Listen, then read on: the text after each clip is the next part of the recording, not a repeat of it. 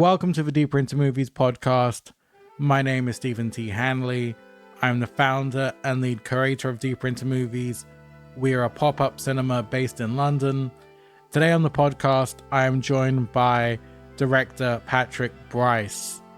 He has a new movie out, a Netflix horror movie called There Is Someone Inside Your House. Awesome horror movie. I remember when he told me the premise, which I'm not going to spoil, a few months ago, I was like, fuck, that's terrifying. And yeah, check it out. It's on Netflix now. He's also made the fantastic horror movies Creep Part 1 and 2 with Mark Duplass. We get into that. Yeah, great chat. We spoke about Kaveh Zahedi, who is his teacher, which is hilarious.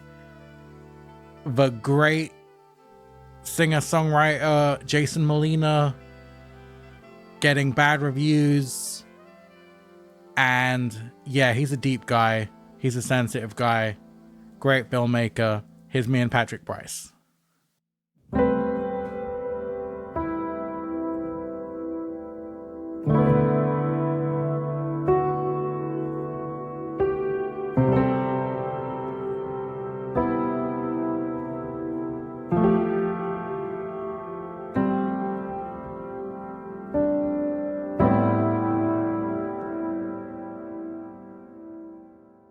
How's things with you?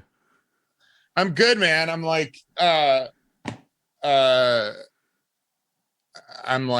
in that weird spot where like the movie's about to come out next week and then the reviews are coming in and I just got a like C- from David Ehrlich at IndieWire. Who's like I don't have a lot of people that like say mean things about me, I think, on planet Earth, but he's one person who's consistently said mean things about me. How do you process that? I got my first 3-star review on my podcast. I think it's just been friends giving me 5 stars and saying nice things, and I got my first 3-star and it kind of haunted me for way too long. Yeah, I don't know. It's weird because it's like I felt like are we recording, by the way? Yeah. Oh, great. We can cut this out if you want to keep this shop talk out of it. Oh, it's totally fine with me. I don't care. Okay, cool. I think it's actually important, for people who make stuff to think about, because it's something that you do have to like reckon with or process at some point, and it's just funny to like make stuff, right? Yeah. And then put it out in the world and spend all this time thinking about it and going over it. And like for this movie, it was like a 2-year long process because of the pandemic, And so to like work on something for 2 years, and then especially something of like this scale where you're kind of having to like facilitate, not only the opinions of other people, but like a corporation, Yeah. And like put something out that has some kind of life to it or resembles something that you would want to actually put out in the world despite those circumstances. And then at the end of that, have a critic from IndieWire just go, meh, it's like, oh, God. So, it's one of those things where like, I think it's really healthy to not think about it at all. Like, I wish I could be one of those people who don't think about it at all, but I'm also like someone who grew up reading film criticism. And that's like one of the reasons why, that like reading film criticism and writing about movies in general is like half the reason I love movies, not just the movies themselves, Right. Like I love the conversation. That's why I went to film school. Like I didn't go to film school necessarily to like learn how to make movies. I learned like why I wanted to make movies at film school, Interesting. Who are your critics that you admired? Critics that I admired? I mean, currently I love A.S. Hamara. Have you read his stuff? Yes. I think, he's maybe the only person that is sort of taking that extra step back that I think is necessary when you're looking at who is making movies and why movies are being made right now, and like and sort of relating it all to capitalism, like bringing it all into like, you know, this kind of specter that looms over all of this of like, you know, why is it that only certain people get to make movies? Well, certain people are maybe rich kids and have access to money, or certain people are maybe not rich kids and, you know, have been able to like weasel their way in somehow. And some people have been able to go to film school and some people haven't. And then like, who's giving you money? Is it a place like Netflix, or is it like some random crazy billionaire or something, you know? And so I just really appreciate his like his approach, because I think it's honest in a way that I think a lot of film criticism, like contemporary film criticism, isn't. Like, you know, when you get a C- from IndieWire, like, yeah, like it like hurts for like 2 seconds, but then it's like IndieWire's, you know, IndieWire's like a trade, like a fake trade clickbait website, you know what I mean? And like, who gives a fuck at the end of the day? And that's just another thing that's gonna get sucked up into the abyss of the internet in 5 minutes. You know what I mean? So Yeah. it's like, and it's important, I think, too, to like to I don't know, to look at stuff like that, whether it's positive or negative. Cause like I think a real revelation for me, like outside of, you know, just being like excited by the fact that I'd be making something that would be getting reviewed by someone, like as someone who like grew up reading, Yeah. you know, Roger Ebert actually was like the first one that I read on a consistent basis. And that's just because like that was what was available to me, you know? And, you know, so like outside of the kind of like, you know, sort of surprise and like fun and like sort of, you know, of the idea of like, oh, I can make something that would be criticized by someone, or I could make something that could be interpreted by someone. Like outside of that initial like fun of it, I guess, like whether it's good or bad, it just doesn't, it doesn't affect me, because it's like, it's just, it's literally someone coming to you at the end of a long journey where you've been on like the hero's fucking journey, where you've like cried, you've beat your head against the fucking wall, you've gone through the fire of having to make something, and especially making a film, which, you know, as you know, is like just a multifaceted fucking crazy thing where like you're having this, you know, solo experience of either writing or, you know, conceiving something, and then you're having this insane collaborative group experience of production where you're making something, you know, with like 100 people, and, you know, in the case of my last movie. And then so to come at the end of that journey and have like one person go meh or whatever, it's just like, okay, buddy, great. You know, like I've got, you know, I'm living with the battle scars of what I just experienced, you know, like it's so anyway, so that's and it's also helpful to, I think, have another thing going or have other stuff to be focusing on, you know, when you do get that feedback too, because it's just like you can't do anything about it. You can't, you know, it's like the cake is already baked and it's out of the oven, you know.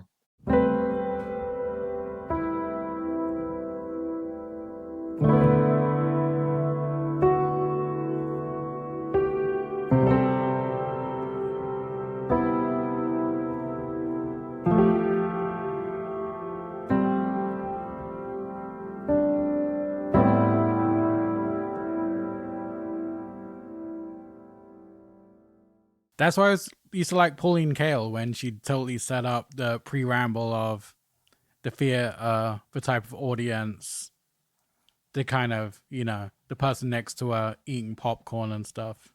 Yeah, and she's someone who had like a super complicated relationship with filmmakers too, right? Yeah, Jesus Christ. Did you ever see the documentary where she hosted that dinner party and brought round David Lean? No, no. There was a section of the documentary where David Lean, it's one of the saddest things I've ever seen. It's like David Lean, this cute old British man, was just saying that he got invited round to dinner with her and a few other critics and directors. And she just said, why did you make that piece of shit? It's unbelievably bad. And just tore into him for like half an hour. And I think he said, I think he tried to back out, change the subject a little bit from destroying uh Lawrence of Arabia, and said, I think my next one will be black and white. And she was like, good, you don't deserve color.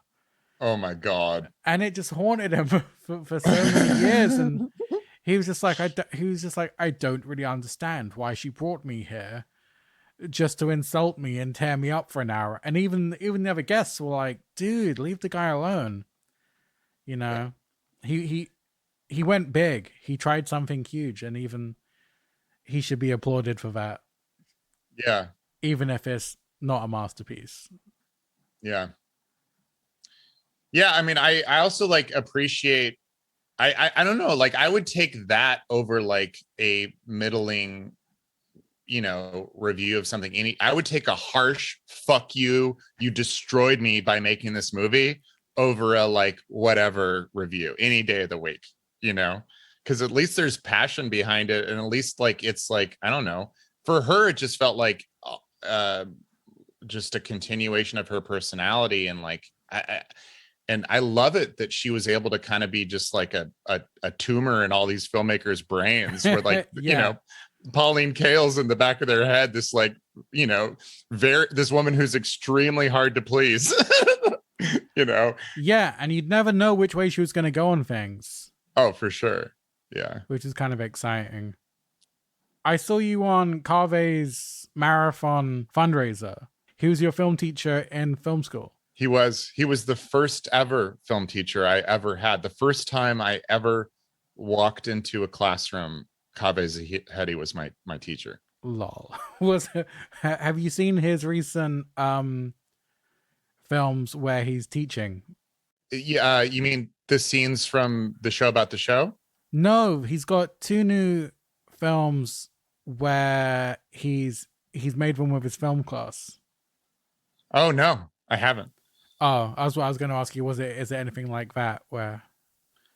I mean, I'm sure it is. There's a film that he made that is, I don't know if it's online, but it's available in that really amazing box set, that super comprehensive box set that Factory 25 put out a few years ago. That he made, I think like a year after I took his class. It was released as part of a compilation of films about September 11th. I don't know if you've seen that film. No. And the film is basically him having an argument with one of his film students, and it's kind of wild. Because like basically Kaveh is trying to do this kind of like move. I think it was even pre-September 11th. I forget what it has to do with September 11th, but it's like Kaveh's having the students do some kind of like movement therapy or something, and like one of the guys refuses to do it, and then Kaveh decides to turn it into a confrontation.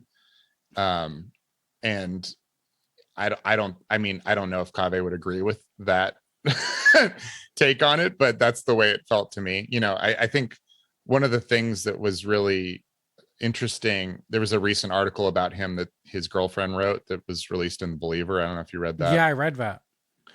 And it was kind of a trip because I didn't like, you know, the title of that was in past tense, why I loved Kaveh Zahedi, and it felt like a breakup, you know, article about a breakup. But then during that telethon, she was there the whole time, and they're still together, and he referred to her as his girlfriend. So I think there's more to be said there. But one of the things she said in it that I think is really true is, you know, he's one of these people who, you know, kind of preaches radical honesty and tries to live his life in a way that's so honest that it, you know, ends up destroying a lot of his relationships. And she pointed out that he actually loves confrontation, and he loves using honesty sometimes as a way to needle people and sort of be a rascal, you know.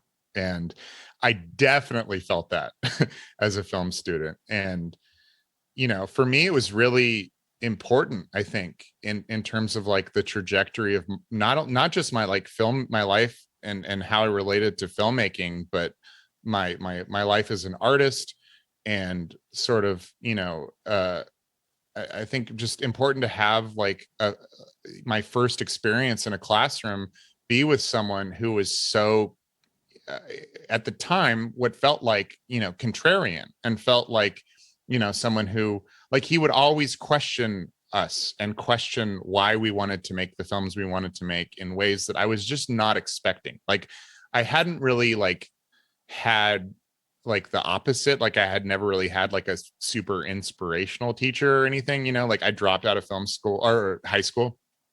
I dropped out of high school my junior year, and I, you know, it's partly because I hated it. I was going to school in a small town, and it was just not. My parents were divorced, and I wanted to get out, so I moved to San Francisco. And uh, you know, I think you know, showing up, being excited, finally being in this place where I get to like make movies or learn how to make movies, and then immediately being confronted with this guy who, you know, made these just movie, you know, as personal as you can get, Mm-hmm. these films that were all an extension of his own life and himself. uh and uh and then not only that, he's supposed to be teaching us about like traditional narrative filmmaking, you know, in like a film production 101 class, but yet we're watching, you know, A Little Stiff the first day, and like you know, watching this movie that he, you know, cast himself and the other, and you know, and this girl that he had a crush on and her boyfriend as themselves replaying this, you know, event that happened when he was in college. And it was funny because at the time I think it was like, I don't know, like I viewed that as like, oh, Cave wasn't able to like crack it as a big time filmmaker, so he's having to teach, and he's, you know, stuck making these kind of movies. And I think it was really good to like that, you know, that was my initial sort of reaction. And then it was good to like go through school, and, you know, it really wasn't until I started to make my own stuff that I realized just how, what a beautiful anomaly it is that he's doing what he's doing the way he's doing it, and that there's really no other path for him. Like, this is what he was put on this earth to do. And, you know, when you watch his stuff, you can't help but think about your own life, and how you you know, treat other people in your life, and how you spend your time, and your relationship to your own art if you make stuff, you know. And for me, like, I just can't help but be inspired by it. And to see his growth as a filmmaker too has been so beautiful and wonderful. And it was like seeing the show about the show, and, you know, despite the fact that that's a movie or a show that seemed to like, you know, mark the end of his marriage, and you know, and all this stuff, I at the same time, it's like, I think it's his most accessible piece of work that he's ever made. And it was so exciting for me to see that, and realize that like folks are going to watch this who weren't maybe unaware of his work beforehand, and hopefully have this like nice inroad into the rest of his stuff, which is just kind of, I don't know, for me, just like a blossoming flower. I have endless respect and love for him. Yeah, show about the show I keep on thinking about because it's so smart, so meta. I get lost when I try and piece together how he's made it and how he's recreated the scenes of people reenacting scenes they've just had. But also, if I turn my brain off from that, it's just so fun and accessible and smooth and enjoyable to watch. Just Yeah. almost on a level of how much I'd enjoy just watching a really great episode of Seinfeld or Curb, Yeah. but with No, I think, a lot more balls.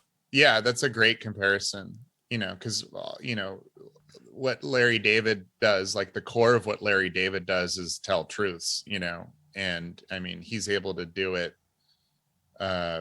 you know, through like the ciphers of the the Seinfeld crew, and then, you know, even more personally through Curb. And yeah, Kave is like an extra, you know, sort of step towards like core honesty. Like, he's literally presenting himself naked, and as, you know, with all of his flaws intact, just welcoming judgment. And I think when he does get criticism, it's from people who are like, saying he's like a masochist, or he's someone who like he wants negative attention. So like, why would you do that if you didn't want negative attention? You know what I mean? And yeah, that might be part of it, but like, so what? So fucking what? Like, at least someone is doing that, and maybe you have to cut through that messiness to get to that truth, and some people are unable to get past that, to appreciate what's good about it. But I think at least for me personally, like, I would rather watch a Kaveh Zahedi movie than like, I've never seen an Avengers movie, but than a Marvel movie any day of the week. Even when he did his Kickstarter and he was like, I'm raising money for season 3, so here's the first episode of season 4. I was like, what the fuck? What?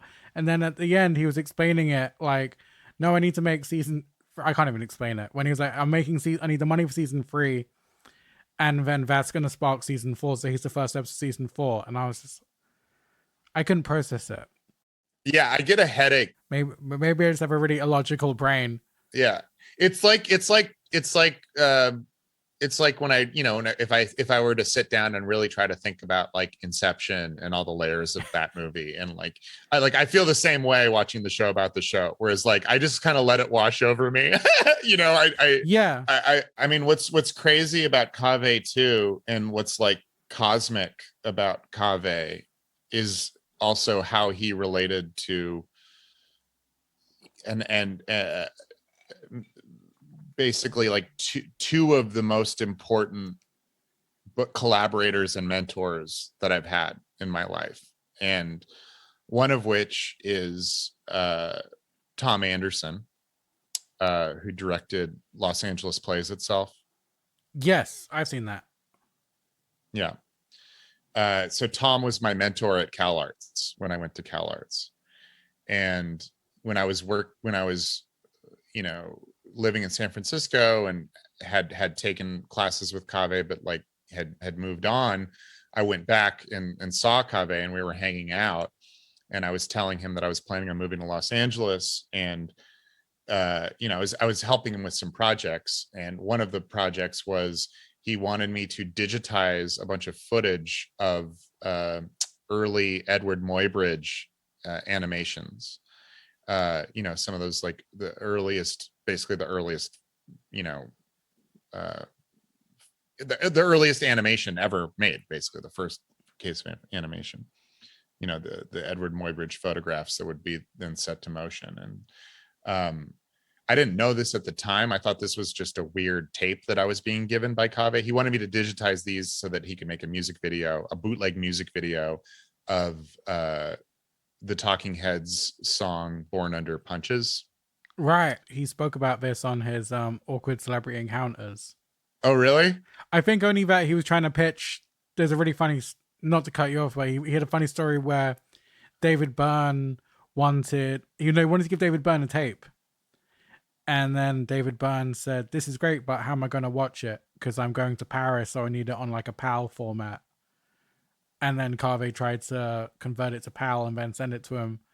And then he rang him again. He's like, but how am I going to watch this? I'm in New York now. I need an NTSC. And it's like this whole... That's really funny because like, it was something he asked me to do. And like, I'm not a tech guy. Like, I'm not like, that's never been my, my forte. So like, I had to like totally jerry rig my VCR to like my old PC and digitize this footage. And I brought it to him on a CD, and he was like, great. And that was kind of the end of that. But what I didn't realize is that footage was cut from this film that Tom Anderson had made called Edward Muybridge Zoopraxographer, which is the first documentary ever about Edward Muybridge. And there's no like interviews in it. It's narrated by Dean Stockwell. It's a really interesting movie because it's kind of about like, it's kind of presenting Muybridge as almost kind of a failed artist. You know, Muybridge is a complicated guy, right? He like murdered his wife, I think, and got away with it. And you know, Tom spent, I think, 3 or 4 years making this movie where he animated all of those images. He's the first person that like actually put them in motion on film, you know. And it wasn't until I got to Cal Arts and ended up with him as my mentor that I put 2 and 2 together after he screened that movie, that I had cut up footage from that movie. And I remember going to Tom, who's you know, kind of a serious guy, and telling him that Kaveh had me cut all of this footage out of his movie. And he literally like just looked at me and he said, well, he shouldn't be doing that. But Tom was really, you know, just after Kaveh, Tom was by far the I would say one of the most important people to come into my life as a filmmaker, just because, you know, when I did get into school, and you know, went to Cal Arts, I was an older student. I was a 25-year-old undergrad, and I was finishing my degree, and I was still not really sure what kind of movies I wanted to make.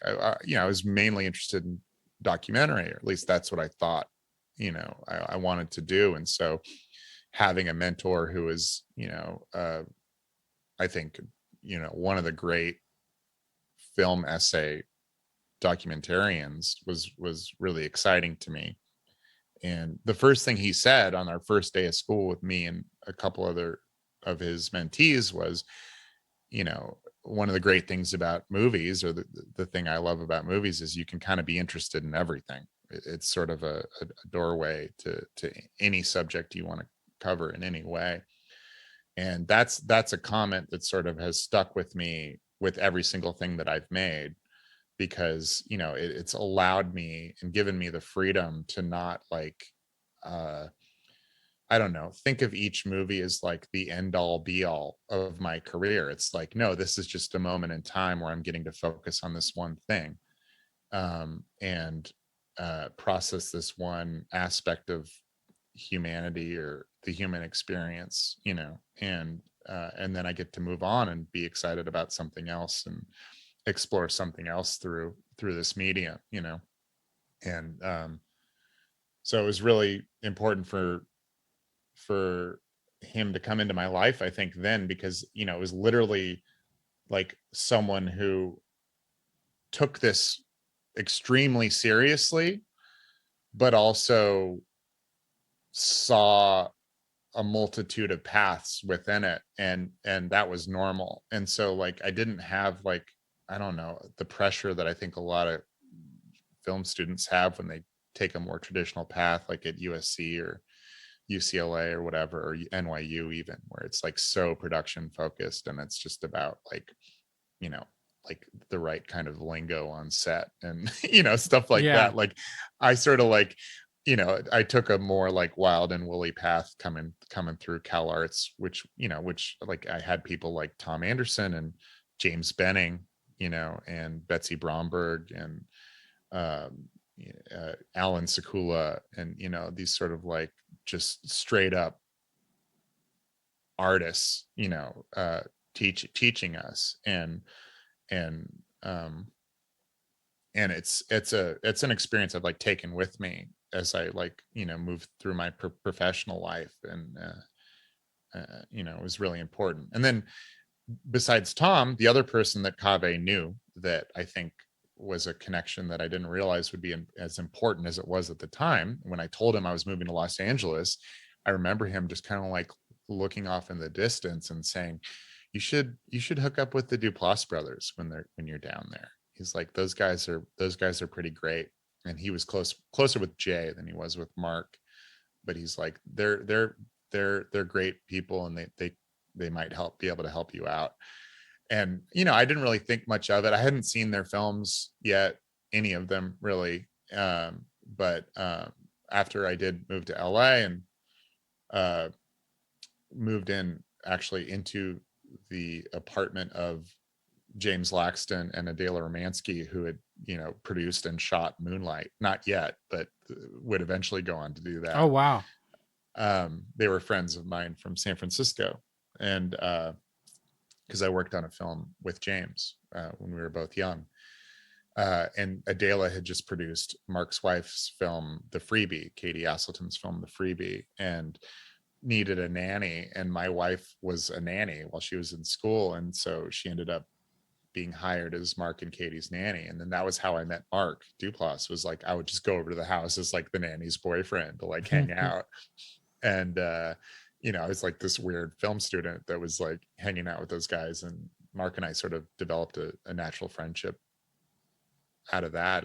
And then it was after I graduated that we came up with the idea for Creep together and set off to make it.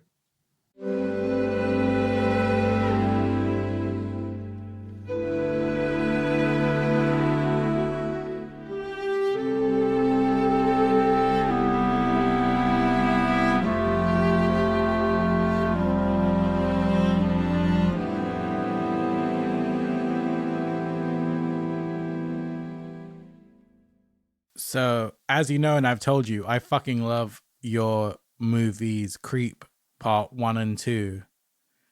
And I remember reading that you said this movie came about from my experience on Craigslist. Please explain.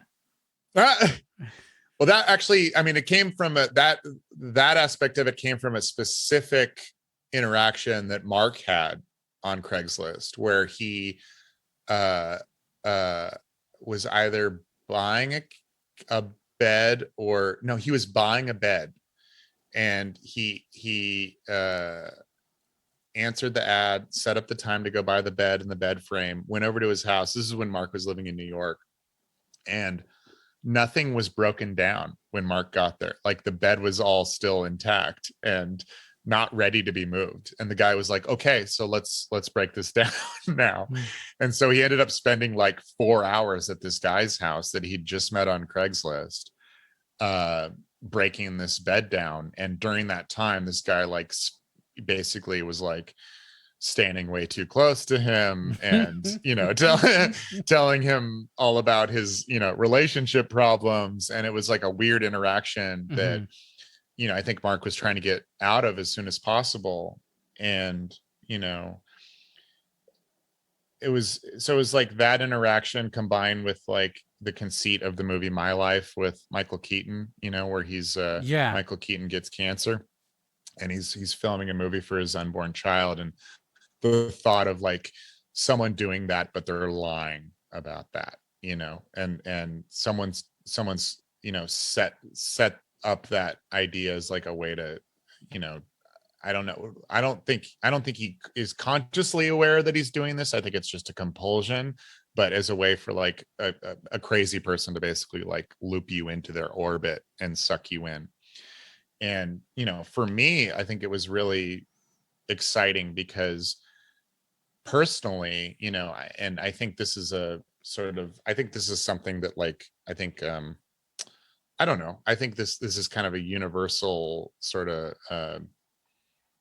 thing that people deal with. Like, when I find myself in like an awkward interaction or in a dangerous situation with someone, there's still that very human instinct to like make the other person feel comfortable. And so it was like, what if that was the conceit of a horror movie? And what if that was like, because in horror movies, there's always this feeling of, or this, you're always fighting against this, like, this idea of like, why don't you just get out of the house? Why don't you just get away from that person? Why would you turn that corner? Why would you open that door? There's sort of always this like, it's kind of they're kind of like end up being these like POV movies for the audience, where the audience is like, living vicariously through the characters. And so like that as the impetus and conceit of the movie, like that urge, that basic human urge to make someone else feel comfortable being something that could lead to your death, felt very new and exciting to me, with the first movie. And then taking that concept and realizing that that wasn't necessarily going to work for the second movie, and trying to tie it more into specific character, with what we ended up doing with Desiree Akhavan's character in the second movie, and thinking about like the drive of an artist and the drive of someone to, either, put themselves in a position that could be dangerous for the sake of making something. And I think that's something that a lot of maybe documentarians specifically reckon with, um, and in the case of the second movie, for me, it was I based her character off this artist, Laurel Nakadate. Do you know who she is? No. She's married to Rick Moody now, and they have a kid. The author, Rick Moody. The guy who wrote the Ice Storm. Yeah. The author? Yeah.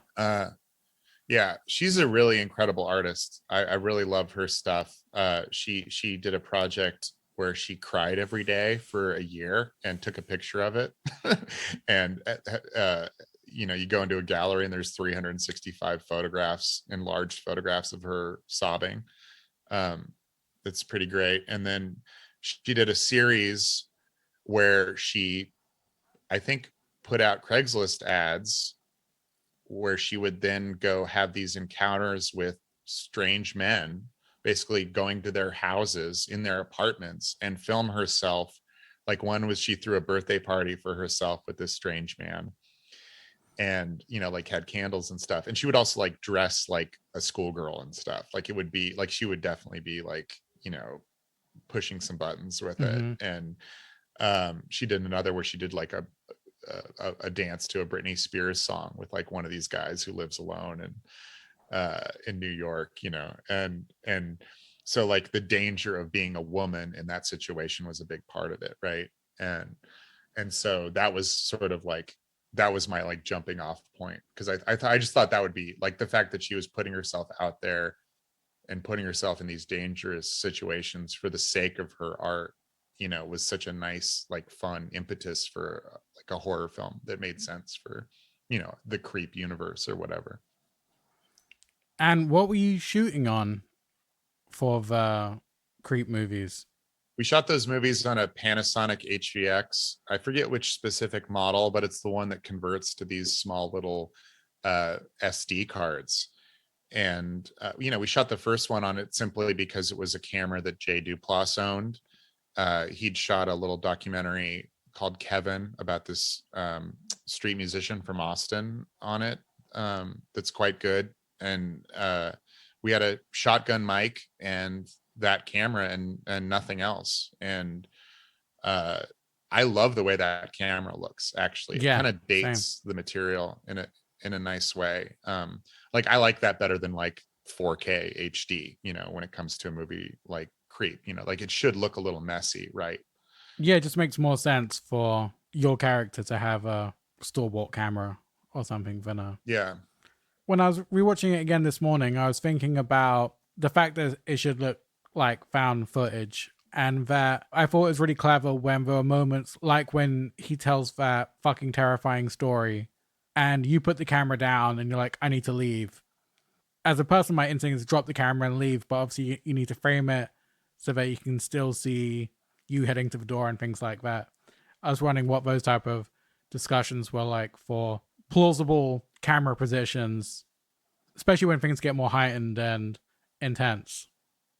Yeah, I mean, I think, I've said this many times, and it does remain like, I think one of the, the most difficult sort of creative hurdle when it comes to making a found footage movie is having to justify why the camera is on at every moment, and I think when found footage movies fail, I think it's because the filmmakers are maybe not doing that, or trying to kind of stretch the the reason why the camera might be on at any given time. It's something that I was very aware of, because like, I think approaching that movie, like, at least for me, I was coming at it from like, like a very like on the nose, like formalist approach, where it's like, there's no way there would ever be music, we'd ever hear like non-diegetic music in the movie. And then also like any time that we click the camera on or it remains on, there has to be a reason for that. And then in terms of camera positioning, obviously there are cheats, right? Mm-hmm. that we had to do and like stretch that. But like, that was something that was being considered with every shot, for sure. And same with the second movie. And honestly, it's kind of one of the reasons why it's been so difficult for us to figure out the third one, is that conceit. And it's like it's the gift and the curse of found footage, because it means that we can make these movies very cheaply, and it's sort of up to us, like we're the end decider whether a gag or a moment in the film is going to work or not. And we're kind of throwing paint at the wall and seeing what sticks, and some of it doesn't, so it's a little more dangerous and potentially like uh you know just like priming yourself up for disaster than with like a big movie like what I just made, where like I storyboarded all the kill sequences in the slasher movie I just made for Netflix, because I had like the time and money and resources to do that. So when I'm shooting those, I'm not like, I don't feel the same way I feel on a creep movie where we're figuring it out in the moment. And I think what I miss then, uh which I do feel on the creep movies, is when we do have those moments where it does work out, where we are able to like pull off some in camera ballet move that makes sense in terms of the timing of the movie. Like there's no better feeling than that. Like the last shot of Creep, the last shot of the first movie, which is this extended long take, where sort of everything culminates by this lakeside. That was a moment that like we shot that probably 6 times in different ways over the course of a year and a half. We would go back and reshoot that moment to get it right and to get the sort of dance of it right. Because the initial time we shot it, the end, it was a different ending basically. Like my character didn't die at the end of the film. And but what I did love about it was the like silence, and was the like way that it forced the audience to kind of lean in. And so it wasn't until we had done a couple of different versions of it that we realized we needed to have a real payoff happen at the end of that, and that this great setup that we had conceived of needed a dangerous, surprising end to come full circle. But like going through the steps of that, and sort of the dance associated with that, and doing it with like no help, like like it's literally just me, Mark, and a movie camera, and then sometimes Chris, the editor and producer of those films, who like in those moments where I drop the camera or set the camera down, like sometimes it'd be like handing it off to Chris, who'd just be sitting there steadying it.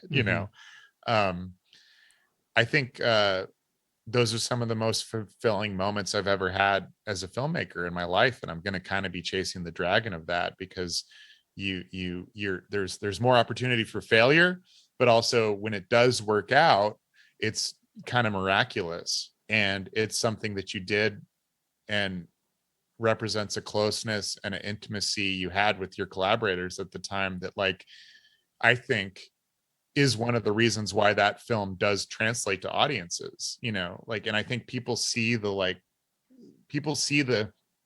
seams, of the garment with those movies. And I think people like it. And it's funny because those were the things that I was most embarrassed of when we put them out in the world. And those were the things that I was like thinking people were going to sort of poke apart, and sort of criticize.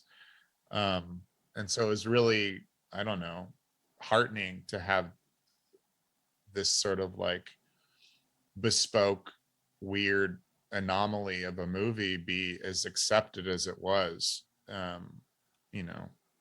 going forward.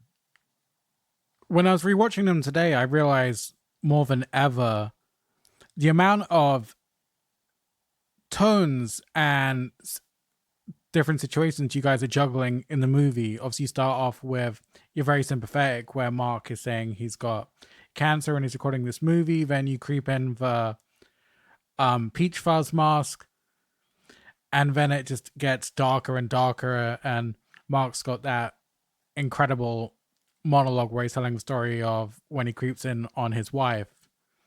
And I was just wondering, then when I was watching again, I was seeing it's just literally Mark Duplass with a Halloween mask, but it all works so well, and it's just you're totally sold on it. But I was wondering, did you have any doubts when you were making it, when it was just like you and a camera and Mark and a mask, thinking, is this working? Is this going to be scary? Is it all going to come together?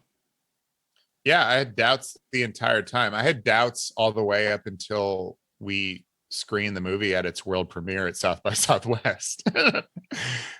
Just because I'd never seen anything like it before. I had no sort of like references to draw from, because even like other found footage movies, like the Blair Witch Project, like that was a movie that very much was a horror movie from the get-go and was presented as a horror film, and our movie was one that didn't initially present itself as scary or like as a horror film. We knew it had this weird tension in it, and we knew that was something we wanted to be like a driving force of the movie.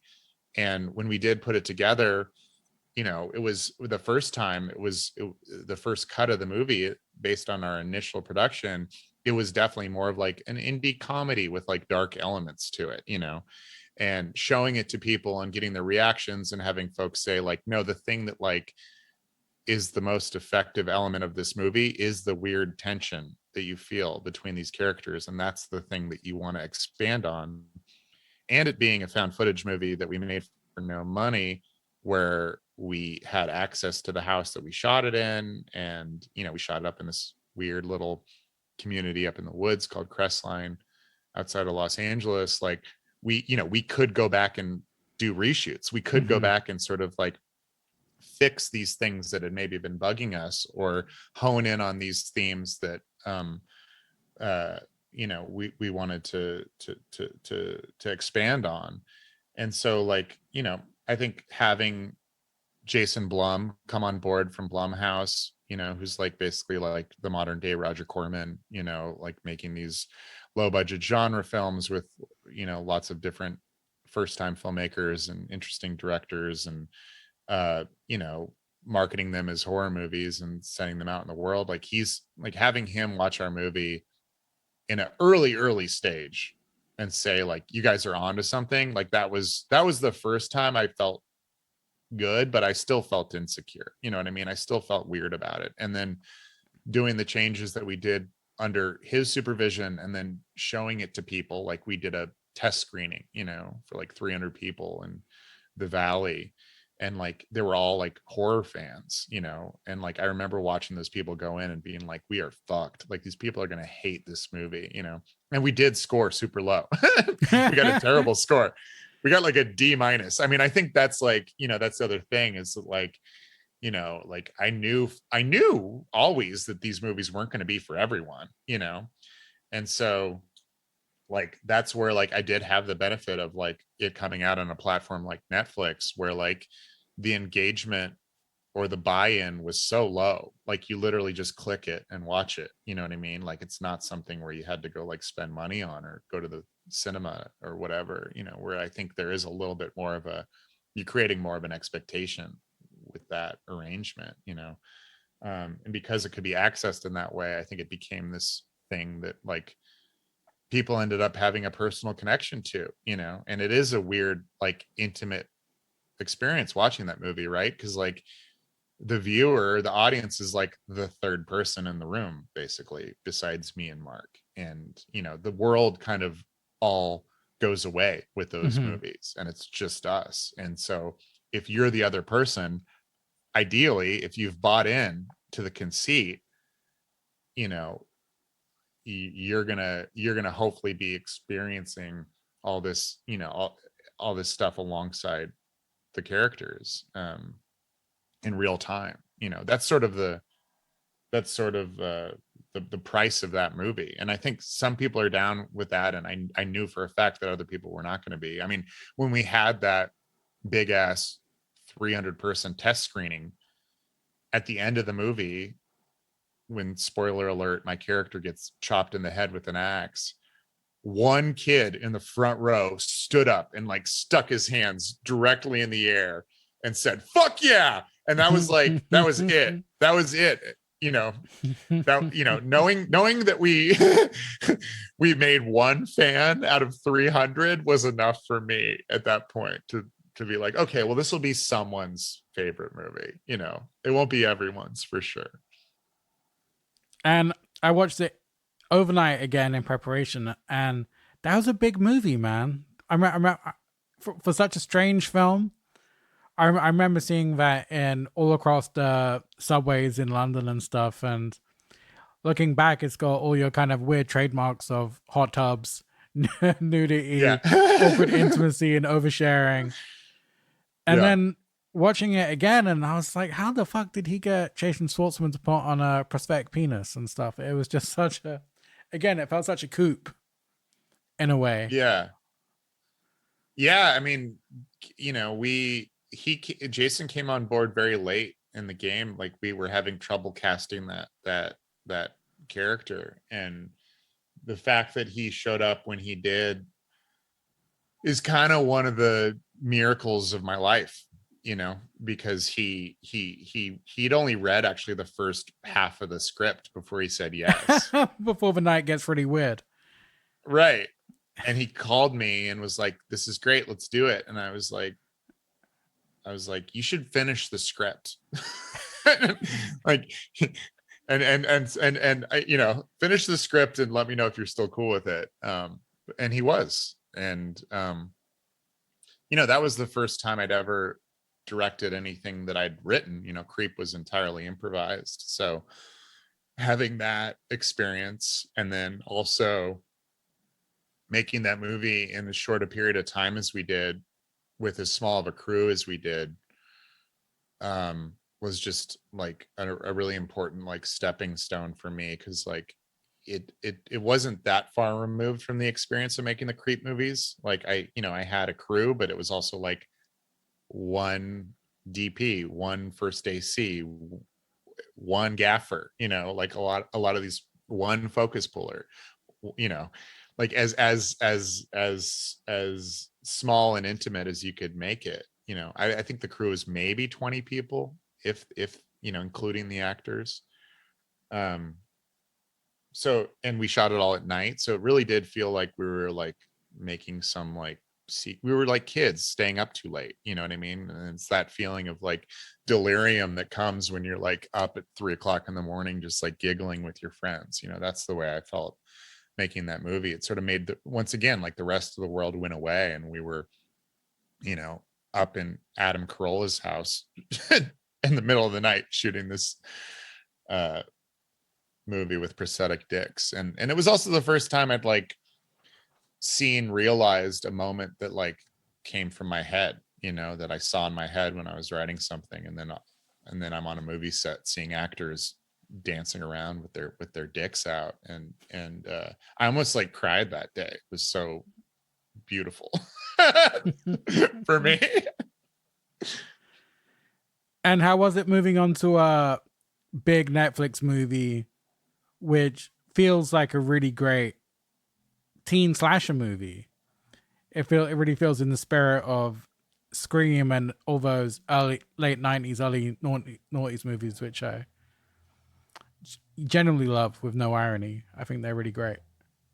Yeah, no, me too. I you know, I grew up with those movies, and you know, outside of like sort of going on a deeper journey into cinema, and like, you know, the fact that I was like, I was watching movies like Scream and I Know What You Did Last Summer, along with like, you know, movies like Fargo or Wings of Desire, or like, you know, these kind of other movies that like sort of represented like formative, you know, years of my movie watching time. And you know, I sort of have always felt like my enjoyment of film, like whether it's considered highbrow or lowbrow or whatever, is like those things aren't mutually exclusive to me. It's like either like it or I don't like it, you know? No, good is good. Good is good. Yeah. Yeah. I think almost every great director I know really enjoys genre movies. Yeah. Apart from the one time I had a chat with Rick Alverson, who pretty much only wanted to talk to about movies from Russia in the early 1930s, and I'd felt like a total doofus and could not engage with him at all for Wow. our entire interview. I love his stuff. I love his stuff so much.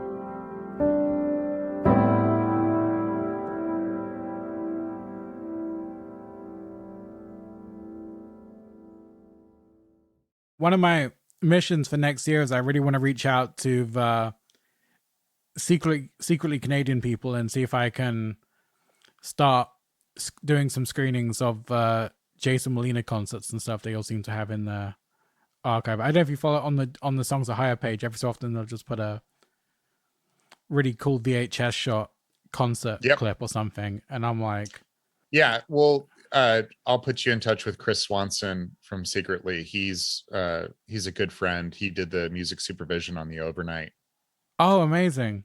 He's one of the reasons why we were able to get the Sparks song that's in the movie on there, which is hard because, you know, with the indie movie, you're always just, you know, lowballing all these musicians trying to, you know, get some good music included in your movie, and that's, you know, a big song, and it's produced by Giorgio Moroder, and so it was you know, it involved a lot of sort of navigation to get that in the movie, and Chris was able to get it for us. And I'm always bugging Chris about Jason Molina stories and little tidbits. I'm a huge Jason Molina fan. He's probably my favorite songwriter of all time, and yeah, man, has been there for me. He's on the wall just in the corner. If you can, amazing. There we go. Yeah, yeah. I was thinking about him a lot because you know, it was just September 11th, and he wrote that. There's a couple things related to September 11th with him. One of which is he has that song, "The Gray Tower," which is, you know, the greatest, I think, piece of art made in about 9/11, and it wasn't even written after 9/11. It was written before 9/11. Did you know that song? No. What record is that on? It's a single. It's on the collected singles. They released it on the collected singles release that they did. But it's, you listen to that song and you read the lyrics of that song, and it is like, I'm getting chills just even thinking about it. It is everything related to what happened that day. And it's about the fact that it's about America, the fact that it's, you know, it's talking about, you know, it's not just evil that stalks the American sky. It's and it's been waiting for us its whole life, and like just basically talking about like what happened that day as an inevitable energy that was going to come upon us at some point. And it's like it's absolutely cosmic. Wow. And then the other thing that's related to 9/11 that's crazy, including, you know, also Will Oldham, is you knew that over the weekend of 9/11, from September 9th to September 12th, Will Oldham, Jason Molina, and Alistair Roberts were recording the Amalgamated Sons of Rest album. Yeah, crazy. And there's a song that's unreleased from that album that you can find if you Google like Jason Molina 9/11 2000, that is actually his reaction song. That is like, it's from those sessions. It's really beautiful. And then there's that other amazing 10-minute song that was released on a split with My Morning Jacket called Translation. That's like a 10-minute jam from those guys that I like. That song's in my top 10 favorite songs of all time. I listen to that song all the time. I remember I used to go see Jason every time he played in London, doing these like really intimate shows, and then something happened where I the follow-up album to Magnolia Electric Company was great. And then they became Magnolia Electric. And I slightly dropped off and I stopped going to his shows. And it's one of the biggest regrets where I think I was just an impatient listener and like, this doesn't sound like Didn't It Rain or Magnolia Electric, you know, with the owl on the front, and just kind of totally neglected Josephine, which is incredible. And yeah, I just wish I went to more shows, man. That was I have the same regret. And it's I think it's because we didn't know he was sick, and I thought he was going to be around forever, you know. And I always think about him now when I'm like considering whether or not I'm going to go see a show of like, you know, Nick Cave or Bob Dylan or some of these people that are like really, really fucking important to me, you know, and are like voices that I carry with me, you know, almost every other day. Will being one of them too. Where like I'm like, no, I have to go see the show. Like I have to go because, and part of it is because like I've had tickets to see Jason and didn't go, you know, for whatever reason. yeah, I don't know what was with me. I know you take people for granted in a way. You take your kind of heroes for granted and musicians and, well, people in life in general to an extent, I guess. It's just part of being a person, but yeah. You know what else I didn't do? Which is the biggest, I have two other biggest regrets. One of them, this is fucking stupid as fuck. My friend had tickets for the Stooges performing Raw Power in its entirety, old school lineup. What the fuck? That's just that's stupid. And Funhouse is my favorite again. Funhouse is my favorite rock and roll LP of all time. Period. Oh my god. And I don't know why my friend had like spare tickets, and I was like, yeah. And I was like, is that album that good for? Is it really? No, I tell you what my issue was. I had the stupid issue that they demoted Ron Ashton to bass, which I think is blasphemy. Even though the other guitarist is a fucking legend in its own right. And then all my friends went, and I was like, how was it? And it was like, it was fucking insane. My ears are ringing. We were next to Jim Jarmusch. Nick Cave was there. Just like everyone you'd imagine. Yeah. Like, you know, was Tom Waits there? Maybe. It was just like every indie rock and roll god was there. Just pure mania. And I didn't go. It's so fucking stupid.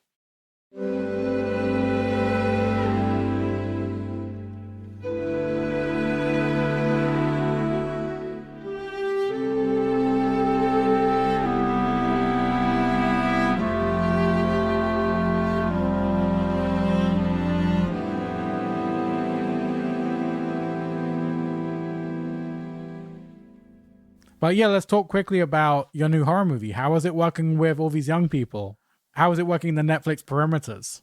Yeah, I mean, you know, for me, it was interesting because, you know, like as I've gone through my career making movies, you know, you start to get like bigger opportunities presented to you. And like, this was a script that was sent to me by this producer, Dan Cohen, who I'd become friends with, and he was a big fan of The Overnight, and we'd been trying to kind of find something to work on together. And, you know, they sent it to me, and it was like, you know, like it definitely felt like it was Netflix checking a few boxes in terms of like their audience and their algorithm, you know, their all powerful algorithm as in terms of like what people actually watch. Please cut up the hot tubs. Right. But at the same time, it was like, you know, there was an intimacy and a sweetness that I found in the characters. For sure. And it felt like an opportunity to inject that into a horror movie and make a horror movie where, you know, it felt modern and contemporary, but also didn't feel like you had characters that were like completely self-satisfied or like, you know, like woke for wokeness sake or whatever, you know what I mean? Like it felt like whatever contemporary elements were like built into the movie coming from character. And it's also like based on a YA book who's by like, you know, this woman who's a romance author for the most part. And this was her first horror movie or her first horror novel that she'd written. And And so for me, it was like a chance to make something on a bigger scale with folks like James Wan, who like, I have massive respect for. And like, I don't know if you've seen Malignant. Hugely. Yeah. But have you seen Malignant? Love Malignant. Yeah. Fucking insane. Yeah. It's I got a DMs. Everyone was like, "This is like every horror movie altogether." Yeah. Brilliant. Yeah. Yeah, I mean, like the fact that someone like that is able to like, go do the Hollywood thing and make the big Hollywood movies, but also like, that like Malignant rests in his heart that entire time, and that like he's making those movies so that he can have the money and access to be able to make a movie like that is just so cool. And like I feel that in a big way. And so, I was just really heartened by like the fact that like Netflix was like, yes, you can cast kids who don't like, look like normal teen heartthrob people. They all have like very interesting faces and are like fully inhabiting their characters. And then they let us shoot it like, on like in like 235 with like these old ass lenses that were super finicky. And like, we like, so many blown takes because of focus, because we were using these old ass super primes on the movie. And and then I think like, in watching it now and thinking about it now, and like it's thinking like, what is like me in it, like what is the thing that's like been able to cut through all that stuff. And for me, it is the like sweetness of it. And it's that, that like there are characters that I can get behind, and sort of presents a worldview that I can get behind, while still hopefully, delivering all the like, fun expected tropes of the genre, and like I read the cold open and I was like, oh, this is something I want to do. Like I want to craft this, scene, this opening scene. It was like, your kills were fantastic. Oh, thanks, man. Yeah. And being able to like, like make, do those kills, which for the most part are practical, and like and conceive of those and put those into motion was just really exciting to me. So for me, like at the end of the day, when I'm making shit, like a big part of it is the relationships and the collaboration that I have with, not only like my overlords at Netflix, but also like my producers in a big way. Cause those are the people that I'm going to be, with for like 3 years. And so, it's just like, it's a movie that's going out into the deep, deep ocean of the streaming services. And so it'll have whatever life it has. But for me, outside of like what it did for me as a filmmaker, and that it was the first time I really got to like craft visual sequences, which I've never been able to do. Like all my other movies have been like, okay, you have very little money, go make something with it, so that was really nice. But then also what it ended up being was, we got shut down before we were going to do a reshoot right before the pandemic. And so I ended up having to finish the entire movie in post. And so it became like the thing that I could focus on during the pandemic, where like it felt like the world was falling down, and the world was, falling down in some way. And so I could still work and, be creative and like take care of my kids, during this time of like great uncertainty. So, that's the thing that it's always going to kind of represent for me, is this like weird time in my life where like, I felt probably the most scared I've ever felt ever. And I had an anchor then to be able to focus my energy on and to distract me from. And so, that's the thing that I'm like, that's like the gift of that movie that's kept on giving to me. And then I hope it's something that people can, discover and have a relationship with. I mean, I think they wanted a John Hughes slasher movie, and they ended up getting like a Richard Linklater slasher movie, because it is just kind of like a hangout. That's even better. Yeah, for sure. Yeah. No, I thought the kids' performances were all really great. I really liked all the characters. They all felt very natural, and as you said, they didn't look like the cast of Euphoria or something like that. They just looked like a small town, young people. Yeah, and like something like Euphoria definitely has its place, but like that wasn't my high school experience, Same. Huge regrets from my childhood when I watched Euphoria. Yeah. Final question. When you're talking about getting advice from people, I was wondering what advice you took from the Duplass brothers, who are absolutely indie godfathers. Yeah, I mean, it wasn't, I would say it like it's not like direct advice, like it's something that Mark specifically told me at one point, but it was advice in the way I saw him, the way I saw Mark and Jay, but you know, mostly Mark operate in the the industry and in this like weird ever-changing landscape. And it's that, you know, first and foremost, you know, creative freedom is the thing that you're seeking when it comes to any of these projects, and being in control of your own destiny is the thing that you're sort of striving towards with each of these, because you know there are so many circumstances you can find yourself in where you're facilitating or servicing other people's ideas, you know, and you know you if you're given the opportunity to create something from that's born out of your own heart and your own brain, you want to protect that at all costs. And you know, you want to surround yourself with people you trust and who see the world in a similar way as you and are going to be there to support you, you know, on a human level as well as on a creative level. And you know, he's shown me and sort of like spoiled me in the sense that like that's my that's my baseline in terms of like whoever I'm going to be working with. Like if I don't have that level of intimacy where like I know you, I know your kids, I know your heart, like it's going to be very hard for me to be able to work with you, because in order to do this work, at least for me, I need to be completely vulnerable and I need to find myself in a situation with someone where, you know, I'm allowed to fail, right? And that not be the end of the relationship.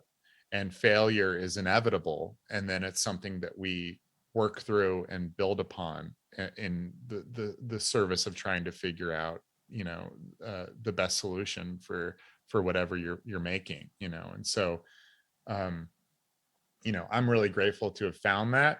And I'm, you know, I feel that definitely as like if there is a through line in all the different shit that I've made, like it's that. And it's also that, like I think also translating in terms of like the characters that I've been able to play with and how they interact with each other. And you know, I'm happy with that kind of being an anomaly in the genre world and in the world for sure. Yeah. And I feel very lucky I've been able to sort of play, you know, in that way.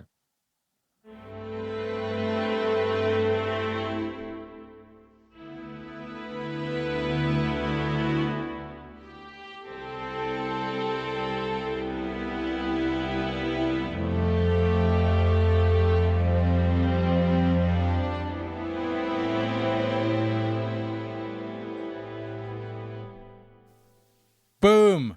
There you go. Me and Patrick Brice. There's Someone Inside Your House is out now on Netflix. Do it for Halloween. Okay, as always, thanks again for listening.